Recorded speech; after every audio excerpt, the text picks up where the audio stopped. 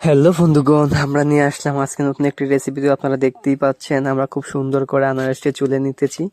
Wow, খুব সুন্দর একটি কালার। দেখুন আমাদের আনারসটি চুলা শেষ। এখন মাঝখান দিয়ে কেটে নেব, দুপাশ দিয়ে, তারপর আবার এইভাবে কেটে নেব। দেখুন খুব সুন্দর করে, অবশ্য ধারালো ছুরি হতে হবে, ধারালো ছুরি হলে খুবই ভালো হবে, কাটতে অসুবিধা হবে না কোনো। দেখুন কি সুন্দর। তারপর আমরা আনারসটা খুব সুন্দর করে স্লাইস করে নেব, ভর্তার উপযুক্ত করে। দেখুন খুব সুন্দর করে আমরা কেটে নিতেছি।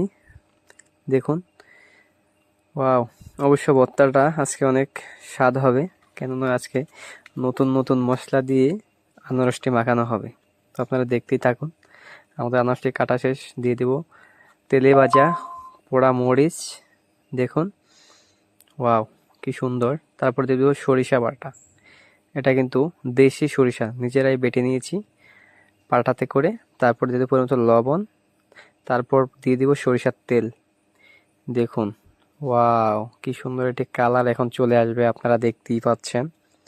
কাছ থেকে দেখাচ্ছি আপনাদেরকে, যাতে দেখতে কোনো অসুবিধা না হচ্ছে। দিয়ে দিব চিনি।